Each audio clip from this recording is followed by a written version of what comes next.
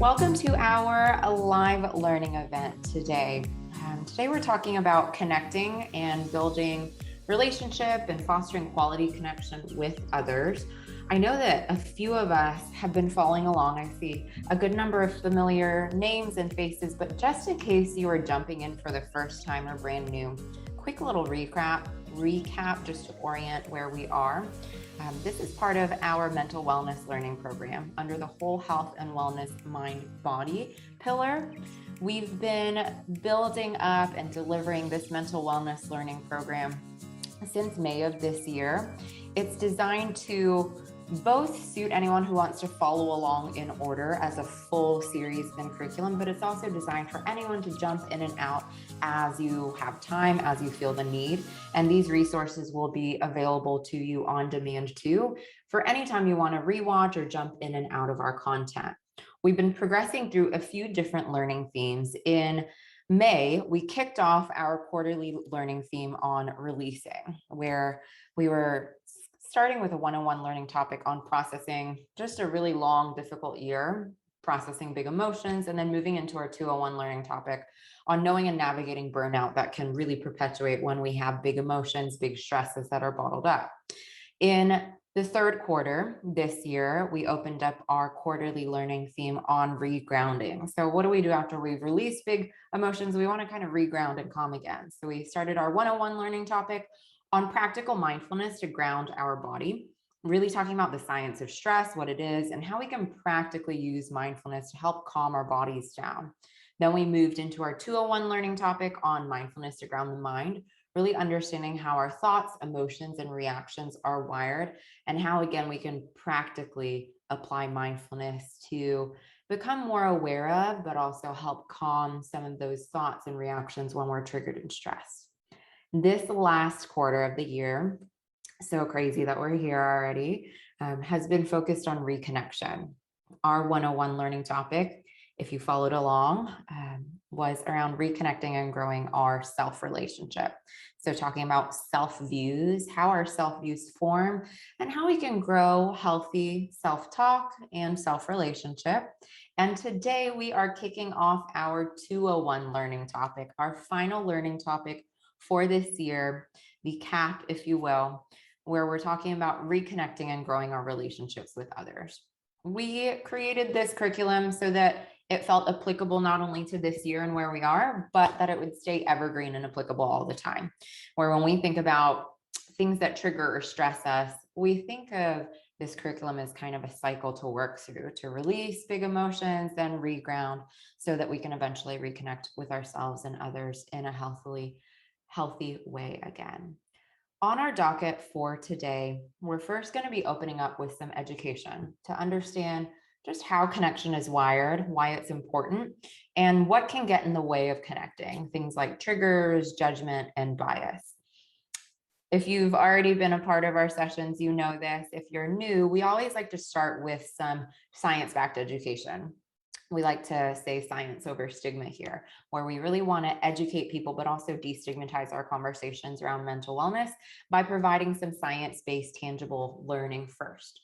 Then we're going to move into application. So translating education into hands-on practice, real life tips that you can put into action.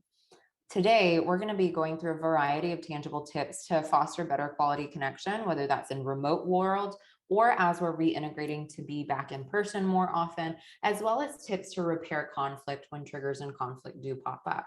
We'll make time here and there for connecting, sharing, and of course, make time for questions as well. Quick little disclaimer and some contact info. The intent of our workshops, our events, are to educate and inform, not to provide medical direction or advice. We always recommend that you seek that individualized care from your own doctor or medical professional anytime it comes to your mental and physical health. We also have some contact points listed here for any individual resources of support you might be seeking out, whether that's contacting your TMS contact or taking a look at your TMAP, and if you're eligible, your medical benefits as well. All right, now let's jump in.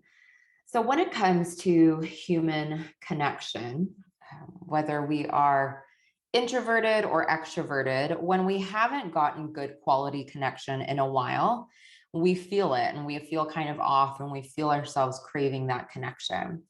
Why is that? One really big underlying reason is that biologically speaking, we are just wired to seek human connection. When it comes to understanding our wiring, we always like to break things into nature and nurture, nature being the aspects of our biology that we are born with, that are evolved and wired into us, and then nurture being the aspects that we learn and maybe adapt more uniquely based on our own experiences. So on the nature side of the house, how is human connection wired? Why is it important? As I mentioned, we as humans are just biologically wired for connection. Humans are tribal in nature, and we as humans really relied on our tribes to be able to survive for a very long time. When we think back to human evolution a long time ago, when we were living out in the wild and under threat of danger all around us, we really relied on our tribes to have survival and safety. If I have more people in my safe, trusted tribe of humans, that means that I have more power to protect and defend our tribe and to survive anything or anyone that is attacking us. If I have more humans in my tribe that are safe and connected, that also means that we have more manpower to hunt and to gather to keep us alive. Also, if we have more humans in our tribe, that also means that we have more manpower to cover our basic needs so that we can have more people dedicated to not only survival, but innovating and progressing our tribe too, experimenting with stuff, learning things, inventing the wheel back in the day, right? If we don't have our basic human needs covered, then we have no time to do things like try to invent. And so a lot of our connection towards other humans is also rooted in wanting to be resourced and to evolve and thrive too. On the nurture side of the house, there's a good amount of how we approach relationships that we also learn based on our own upbringings and our own experiences. So how we experience different connections, how we experience relationships early on, how we learn to engage in relationships, that influence a lot of what our connections look like in current life. Also, just what types of relationships are modeled for us and how that influences our learnings is also going to really mold what our everyday connection looks like too. So how do we choose connection in the first place? How do we make connections? How do we establish them? This is where we want to just share a little bit of research from one of the last big studies on how we as humans actually form and choose our social connections. This is either going to be surprising or not surprising at all. So this study out of Northwestern University found that in modern day, we tend to first, in this process, prioritize what we think are the most important qualities and characteristics for people to have. What, again, may or may not surprise you is a lot of times when we go through this, we subconsciously end up prioritizing the types of qualities and characteristics that we have. Then we go out and look for others who share those similar qualities as us that we've prioritized. And when we're ready to make more connections and more friends, then we end up finding new people and new friends through the people who we already know. This probably doesn't seem like rocket science, and again, might not be completely surprising. But one thing that we want to call out here is something that can kind of sneakily get in the way of connection. Even though this makes a lot of sense and is how a lot of us end up making our connections, what can be sneaky here is that this process of saying, okay, what do I think is important for people to have characteristic wise, and not know that a lot of times we end up choosing those qualities based on ourselves and then make a lot of friends and connections that are really similar to us.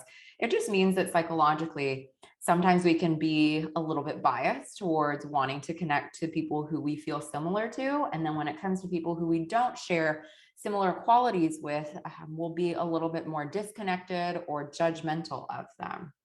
This is really an important piece when it comes to connection and what gets in the way of connection. I think for the most part, right, when it's easy to relate to someone and easy to talk to someone, that's all hunky-dory, and we know how to naturally do that. We want to dive a little bit more into education of what can make it hard to connect, which is when we are either feeling triggered or when maybe we're not aware of it, but we're feeling more judgmental and not able to connect with people because there's either a trigger or a difference in the way of us connecting. A lot of that is going to be rooted in subconscious judgment or bias or something that we've experienced to form that trigger. So we want to explain and just give a little bit of baseline understanding into how some of those roots of judgment and bias can form that underlie some of our triggers that cause conflict or disconnection.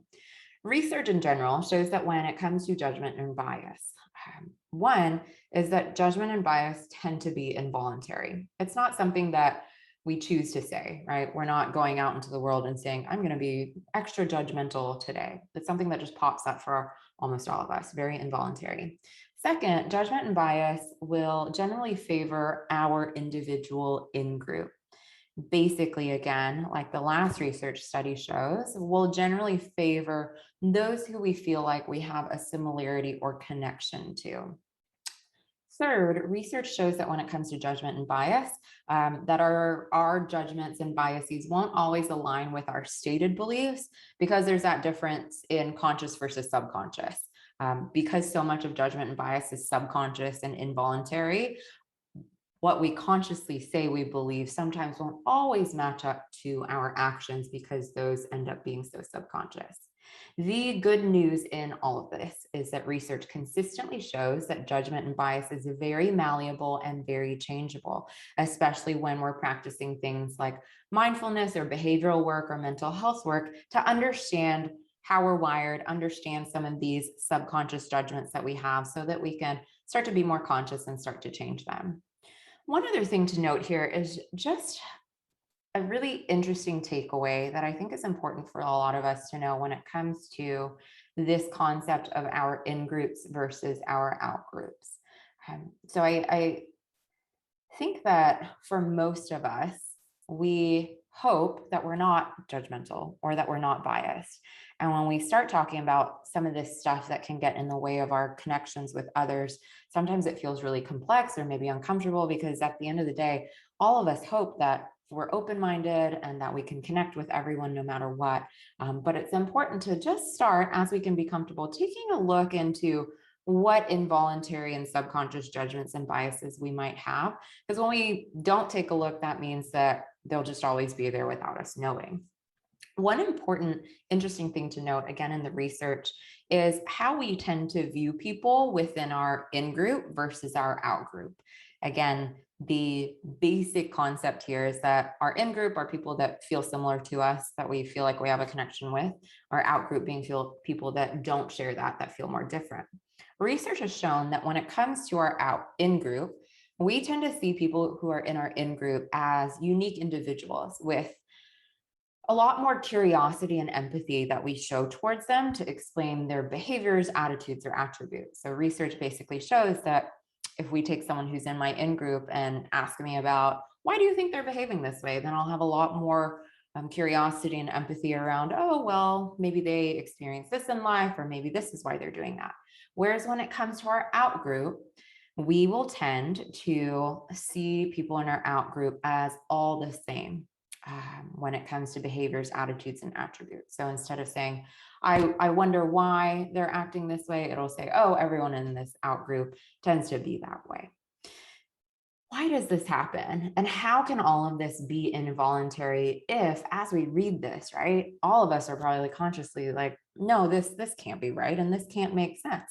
Why do we tend to be wired this way, and why is it involuntary? So a lot of the reason that we might not notice our judgments and biases is because many of these are formed as cognitive schemas, which we've talked about in some of our prior learning events. The layman's term that we always like to use here are just kind of our automated mental maps. They're almost like brain shortcuts for how we feel, think, and act.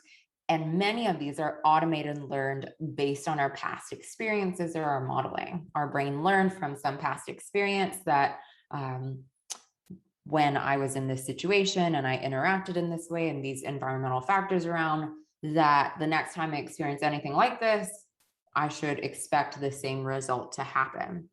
This not only happens with things like motor skills, but also emotions, and also how we judge and perceive others. This will impact when we're interacting with people, what our brains pay attention to versus filter out information wise. It'll impact how our brains perceive, judge, and conclude the behaviors, actions, attitudes, and characteristics of others when we're connecting. And it'll also even impact how our brains encode our memories. What can really get in the way of connection when we are in conflict, when we're triggered, when we're maybe facing some of that judgment and bias, is that when we reach some kind of conflict point or disagreement, because we have differences in perspectives that are triggering to us. One thing that just exacerbates conflict and makes disconnection even worse is that when our brain senses danger or threat or difference, then biochemically speaking, we are going to spike into our fight or flight response. Our body's going to spike up cortisol. We're going to go into that fight or flight response, and that activates our animalistic brain to really be in the driver's seat. On the flip side, when we are not in disagreement, when we don't sense too much of difference, when we perceive more safety or familiarity or people that agree with us, that feels safe to us. Biochemically, that will spike oxytocin. That's a hormone that makes us feel safe and rewarded and comfortable, and it will help activate our rational human brain, which basically means in conflict, our animal brain is spiking and we're being extra defensive and we're biochemically wired to be reactive and irritable, and our animal brain is in control more than our rational brain, versus when we are with familiar connections, with people who are agreeable with us, with people who aren't disagreeing with us or making us feel triggered, then we feel safe and happy, and our rational brain is more in the driver's seat. This can really be tricky, but it is what explains why when sometimes you're triggered or in conflict, you look back and you think, oh man, why was I so reactive? I don't even feel like I was that rational, and it feels like a little bit of an overreaction. That's just because of how we're biochemically wired. That at that really base animalistic survival place from where humans were evolved a really long time ago, we are wired in a way to be biased towards what we know and people and connections that agree with us because that feels safe, which will make it really difficult to not only connect to, but repair conflict when we're triggered by other people that it feels like there might be a threat or too big of a difference there. So I'm going to ask this just to do some quiet reflection on our own for a second. And knowing some of this education, just kind of self-reflect for a second. What are some of your pet peeves when it comes to other people's behaviors or attitudes? And as you bring that up, maybe even just thinking about where you might have adapted that, especially knowing, right, that many of our judgments, our triggers, or our cognitive schemas really learned from past experiences and automated. Just thinking about, okay, why is that a pet peeve for me? One example that I was just talking about the other night with one of our friends, it was his 40th birthday, and we were just kind of reflecting and reminiscing on a bunch of fun stories with some of his friends who have known him forever. And we started asking this birthday boy about his pet peeves because we were kind of poking fun at him about how he gets annoyed. And one of his pet peeves was excess and waste. And he started explaining it, right? Where he really is annoyed when, for example, there's just way too much food, when people order way too much food and a bunch just gets wasted. And we started digging into it, and it ends up that his mom always does this, and his mom has always done this for his entire life, where he asks for one thing and she gets him 5 and then ends up throwing away the other 4 because he didn't need 5 types of pumpkin pie going home for Thanksgiving. And he really hates that and doesn't sit well with him. So that's probably a likely place, right, where he gets that pet peeve, which in some ways can be completely harmless, but in other ways can get in the way, right? If he meets someone brand new who he sees this characteristic in, and then automatically, without even voluntarily thinking through it, will immediately say, no, this isn't my person. We're not going to be friends. I'm not going to connect with this person, and immediately judges them. That really shuts down an opportunity for connection and shuts down an opportunity to learn new perspectives. So as we talk about this, I'll make a moment to pause and just see if anyone has reflections they want to share, comments, or even questions before we move into application and tips.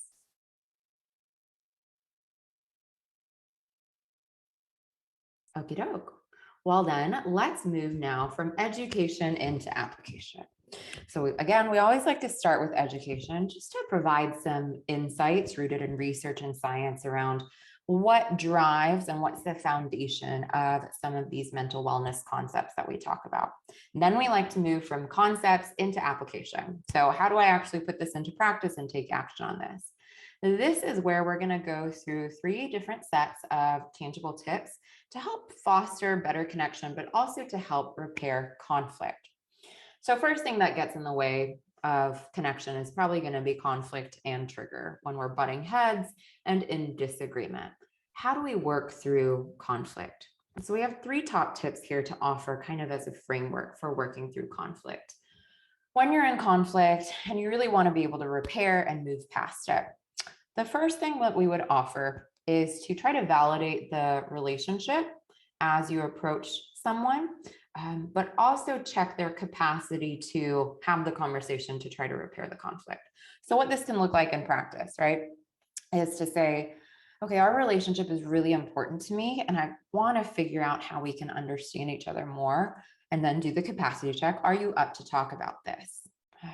Starting out with this can really help rev our defenses down. If we've been in conflict for a few times and we start another conversation, it's really likely that both of our brains are still going to be in that defense and protective fight or flight mode, right? So we really want to help rev that down by reaching out and saying, I get that we're disagreeing, but this relationship is really important. And just by validating that intent, that can help bring our fight or flight down, help bring our defenses down, help bring our rational brain back online.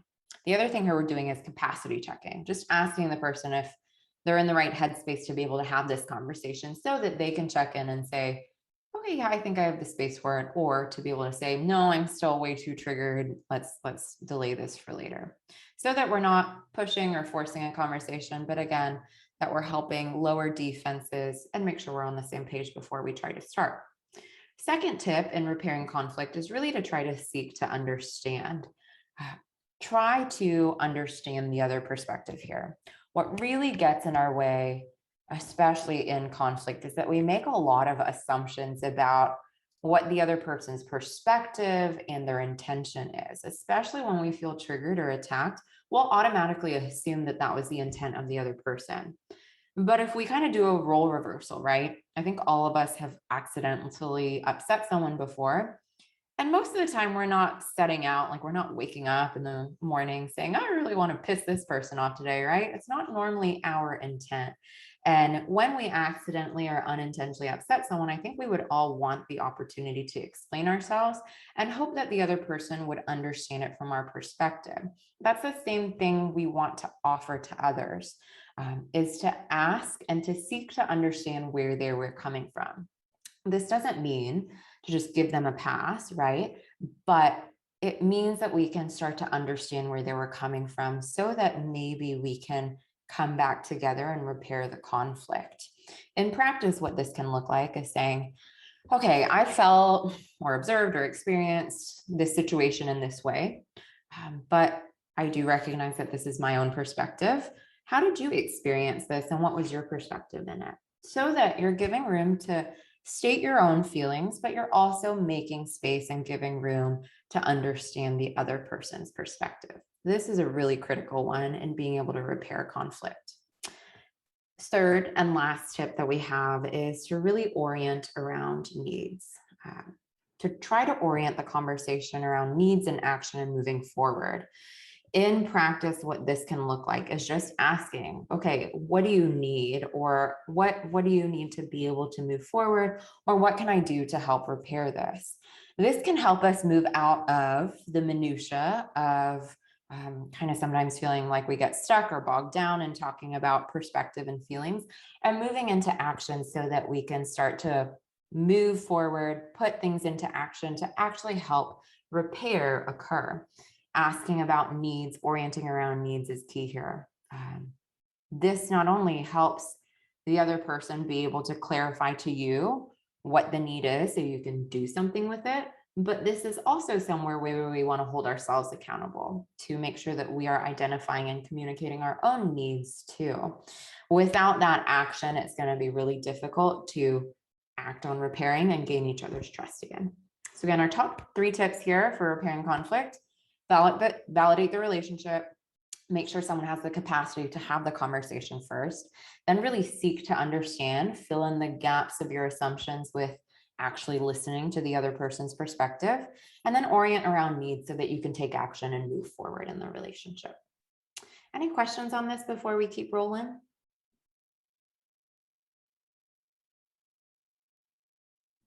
Okay, next we are going to talk about practicing empathy in a more effective way.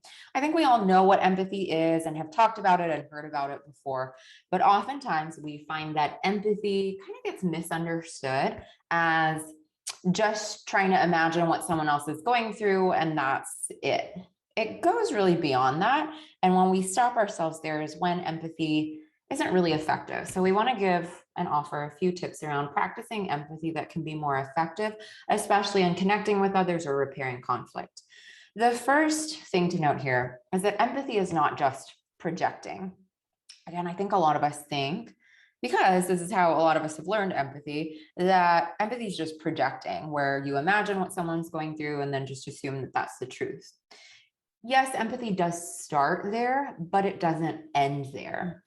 We always have to actually ask someone and validate that what we imagine their perspective to be is actually true.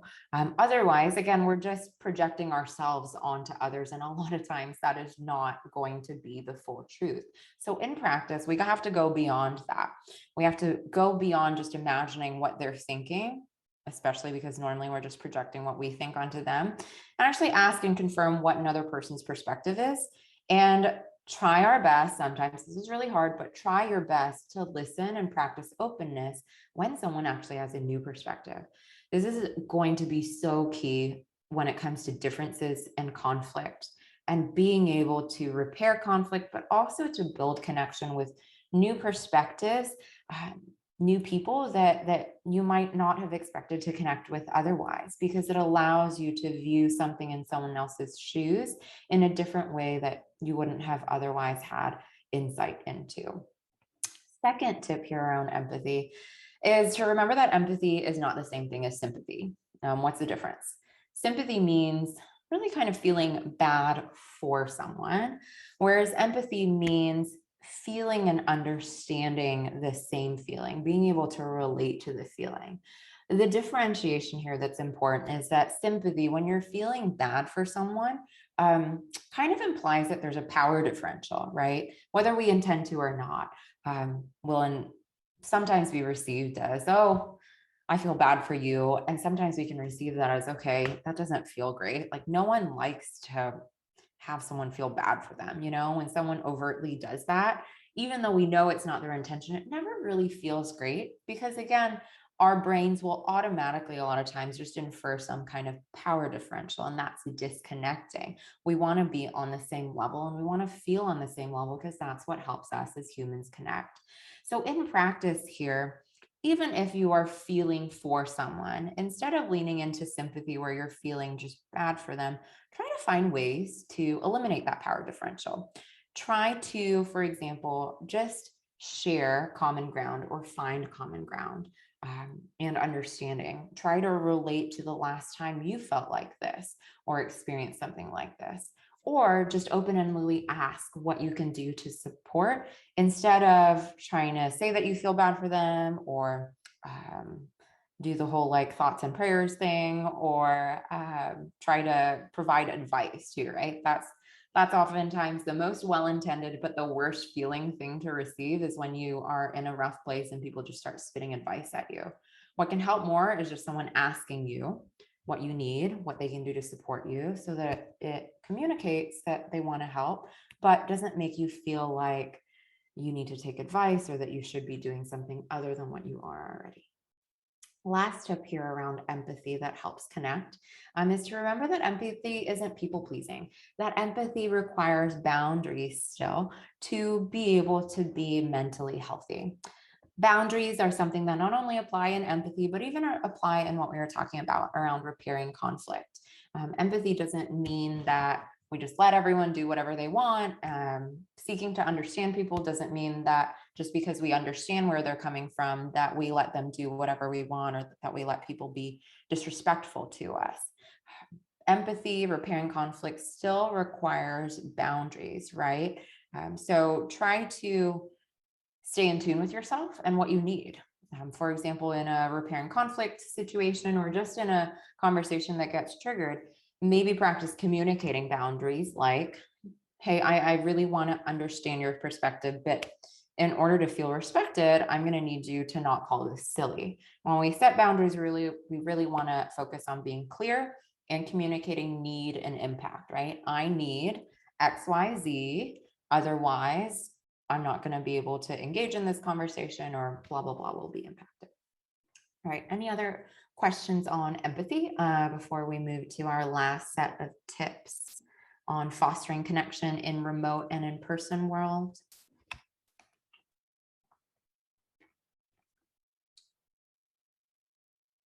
Okay.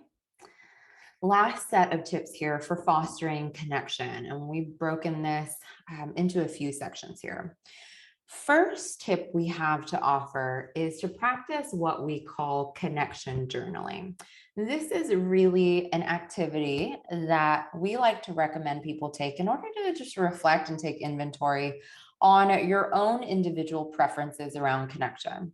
I think a lot of times we end up kind of pigeonholing ourselves or putting ourselves into boxes around saying I'm an introvert or I'm an extrovert, which that is helpful information to know, but many of us are wired so much more uniquely than just those two labels. And many of us have pretty specific ways that we either find more engagement in situations versus less engagement, more connection or less connection. It's really important to actually put some time and effort into understanding that. With how fast our world goes, I think a lot of us are just flying through our days. And like, even with our days, right? We say a day is good or a day is bad, and we never really hunt into what made that day specifically feel good or bad. So this is an activity that's really designed to help us look at our situations of connection, whether that's a meeting or talking to a customer or hanging out with friends, and really to pull out the common threads of what fosters the best connection for us uniquely as individuals. So this little template is what we like to use, just like grabbing a journal and creating two little levers, two little scales almost, on how connected versus disconnected you felt in a situation, and how energized versus tired you felt from a connecting situation. So for example, if I went to an extracurricular meeting around women in technology, then I would go back and reflect on this and say, okay, this was really connecting. And it was okay on energy. And we really want you to get specific here to point out what made you feel one way or another, right? It was really enjoyable and made me feel connected to be able to meet new people that I can relate to. But where the energy died down is when things felt really surface level, or when a new person walked in and kind of interrupted a good flow of conversation that we had.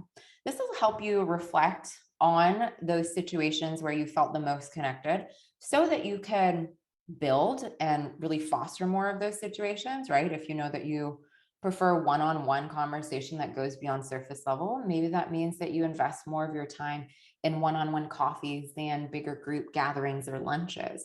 Or maybe it even helps you prepare for situations to make sure you're keeping that quality of connection for yourself. Where if you're going to somewhere where there's a lot of people, there's a lot of small talk, once you get into a deeper conversation with someone, if someone else new walks up, you can go ahead and say, oh, hey, welcome, welcome. Good to meet you. this other person and I were just talking about blah, blah, blah, whatever you were in the middle of the conversation of, and say, what's your perspective? How have you experienced this before? So you're bringing the newcomer in at the deeper level instead of letting the newcomer bring you back up to the surface level talk of like, what do you do for a living and stuff like that, if you know that you don't really like that. This can also help you kind of order your different activities of your day. And this is especially something that is topical for the holidays, right? Where we have a lot of different opportunities to gather and connect. If I know going to like a virtual holiday party is something that's going to be tiring and not that connecting for me, but I know I have an obligation to do it, then maybe I order that by sandwiching it with 2 one-on-ones on either end, or I make sure I get to go exercise after that, just so that you're aware of, okay, walking into this situation, I know that this is how it'll impact me. What can we do to take care of ourselves before and after? So connection journaling is something that we'd offer you to try out every day at the end of the day, or every week, or even just trying it once to reflect on all those different situations, take inventory so that you can build that more into your life of what's nourishing. The other thing that we would offer here, this is going to be for partly remote world, but also in person too, is to try to foster open questions and body language. When we can use open questions that let people talk more about themselves, that welcomes someone to feel comfortable being themselves. And that fosters psychological safety. The more someone feels safe and like they belong, the more comfortable they're going to be. And the more comfortable they are, the more comfortable you're going to be, because we tend to mirror each other's body language and our energy around being stressed or not. So use questions that really let people be comfortable and feel like themselves, feel like they're not being judged, which I think is the reason why a lot of us don't love the whole "what do you do for a living" questions, because it almost feels like people are kind of evaluating or judging you. Instead, try really open-ended questions that you can engage with and learn about people. Like, tell me about yourself. What do you do for fun? Or even have kind of a handy list of your favorite questions to ask people and make that your top 3 questions, whether you are virtual or getting back into person with people. If you struggle to find these, you can consider asking someone in your life who's really good at asking questions what they like to use. Or you can even look at the games like Big Talk as one that actually just produces a stack of cards that are really good questions meant to foster more open conversation. The other thing I would note here is to stay cognizant of your body language, especially as we're coming back to in-person gatherings. For those of us who feel more socially nervous, a lot of times we end up not knowing that our body language closes us off. And that has nothing with us wanting to seem closed off, but just because we're feeling nervous. So we really want to practice open body language here, because again, we as humans mirror each other's body language. And if I'm all closed up, then someone else is going to mirror that. And then we're both just going to kind of vicious cycle, feel uncomfortable with each other. So try to avoid crossing your arms, trying to let your arms down. If you feel like, I'm too exposed having my arms uncrossed, I need my hands to be doing something, you can like hold a water bottle or hold a glass, but just try to have your arms down away from your chest. Don't have it up here. Don't have your hands clasped up here, because blocking out our chest signals body language wise that we're closed off, and that'll foster disconnection instead of connection. So have your arms down, uncrossed, away from your chest. Another thing is to try to relax your shoulders back, because when we're slouched over and hunched, that again signals that we're not energized or interested, we're closed off. So we want to have our shoulders back. And then lastly, just try to relax your face and your eyes, unfurrow your eyebrows, have a soft smile on your face. Try to maintain soft eye contact. But if eye contact sometimes feels too intense or like you're holding it for too long, take breaks, but take breaks looking up or to the side, almost like that's an interesting thing. So it's clear that you're still listening, because when we take breaks and do eye contact down, that again signals disinterest and disconnection. If all of this sounds so unfamiliar and so uncomfortable to you, that is all okay. I'd offer that you can try to practice in front of a mirror, which I know sounds silly, but just like go in your bathroom, play your favorite songs, like put Firework by Katy Perry on repeat, and just practice some of this until you feel comfortable and you visually validated that you look great too. Because sometimes when we practice new body language, we have no clue how we look, and that'll fuel nerves. So sometimes it just takes a little bit of practice and validating that we feel good in that before we do it. Last thing that I would recommend here, especially in virtual world, is to try to structure time to go beyond your surface level. I think a lot of us are starting to feel some of the wear of being more remote than we're used to. And we want more time to go deeper in our human connection. So at work, if you're working more virtually, which I know some of us are and some of us aren't, but for those of us who are, if you're working virtual and you miss being in person and connecting deeper, try to structure some time in to go deeper, whether it's your weekly team status meeting or its own meeting.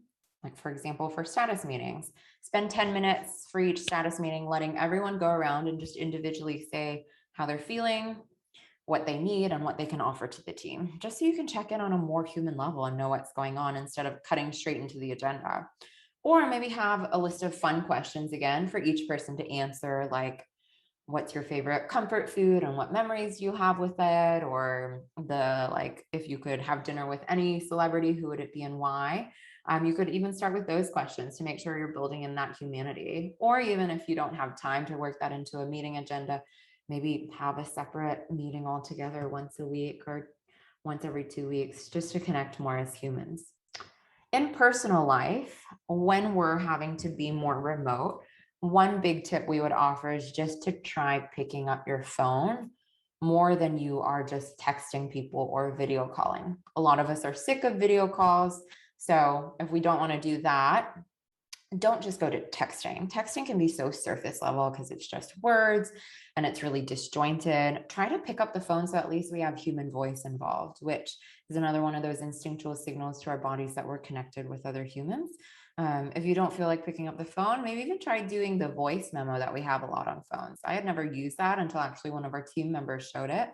She's more introverted and she said she really likes using that. And I love it too. You just hit record and instead of writing a text, your own voice comes along with it. And again, that's a little bit more connecting than not. The last thing here is just to try to get creative in how you connect, especially if you're getting sick of remote restrictions. For example, with a virtual coffee, you can use all the different apps we have to maybe do virtual coffee with someone. You buy their coffee on an app. So maybe you order them a coffee at a Starbucks near them and they do the same for you. And then you hop on a video call afterwards to get together and chat. It adds a little bit more of a human in-person element to it. Maybe you do the same thing for lunch, you buy each other lunch and then you hop on and eat together. Or maybe even do something totally fun. Like, say if you guys love chicken wings, that everyone orders themselves buffalo wings from 3 different places and you all sit down on a call and you all judge and talk and chat together about them. If you feel like you are not the most naturally creative, ask a friend who you do think is creative for what their ideas are. All right, these are some of our top tips just for fostering connection in current times. Any questions before we keep moving and wrapping up?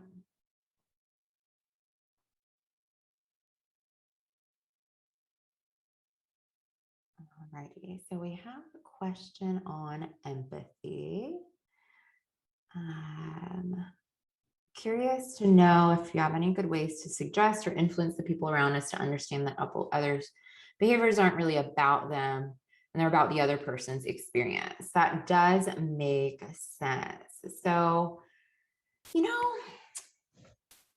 that is a complex question because you don't want to like tell people or teach them because that's pretty closed off. The thing I would offer here is to just share your own experience and how you've learned that. So whether that's in the moment or another time, to find an opportunity to share that, like, I used to get really triggered when people would be judgmental about the way that I got married and the fact that me and my husband eloped, and that they would raise an eyebrow at that and say like, oh, that was brave or blah, blah, blah. And I used to get really upset about that. But then I I turned a corner and I realized that people who were really secure in their choices were really supportive of me. And the people who were really insecure and maybe didn't like the ways they made decisions or wanted to look back and do it different, really projected that onto me. And that was really what that was rooted in. Maybe finding just stories of how you've experienced that can help people think about that perspective in a way that doesn't feel like you're forcing it on them. So that is what I would offer there. All righty, y'all. We are gonna wrap it up now.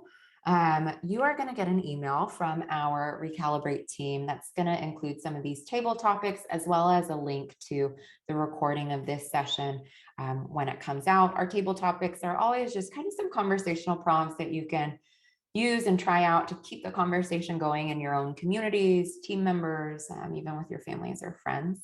Our key learning takeaways for today: one, we as humans are just biologically connected and really biologically wired to seek those safe and trusted human connections, which are still key ingredients to our mental wellness.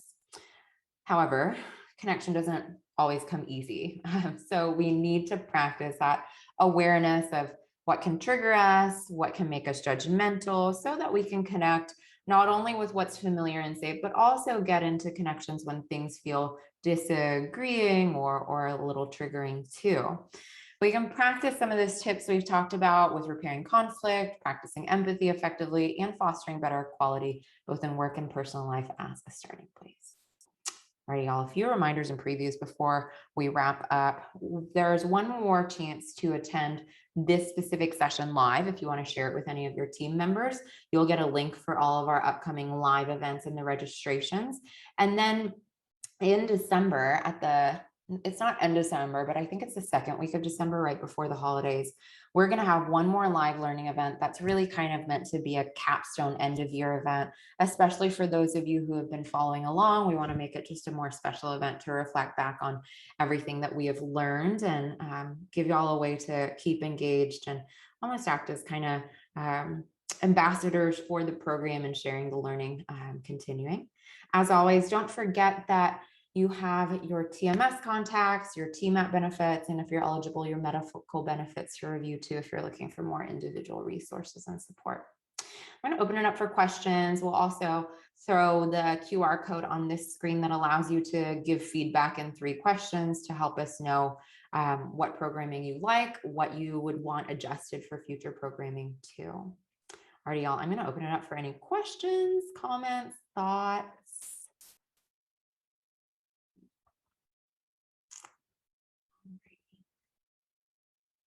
Darren, Louise, thank you. Appreciate you saying that. Julie, that's awesome that you're getting to do this with your son listening too. Thank you, Missy. Celeste, yes. Thank you for reminding me of this question. So tips on how to push past some of those automated biases. We have actually a past live learning event and some mini moments on it's the mindfulness to ground the mind. That topic really goes into an activity where we can start to dig more into our reactions, because really the key here is to find opportunities to ask ourselves where some of our reactions were wired, because that forces more of our conscious brain to come online and gives us an opportunity to kind of rewire some of our subconscious learnings so we can grow and change. But yes, we will, if you want to take a look at some of those past on-demand resources, it's our Reground 201 topic that you can find some of that deeper learning and those activities around. Jessica, Elaine, Darren, thank you so much. Alrighty, y'all, we're 2 minutes over. Sorry for going over. Thank you so much for making the time. And as always, cheers to whole and healthy minds. Y'all take care.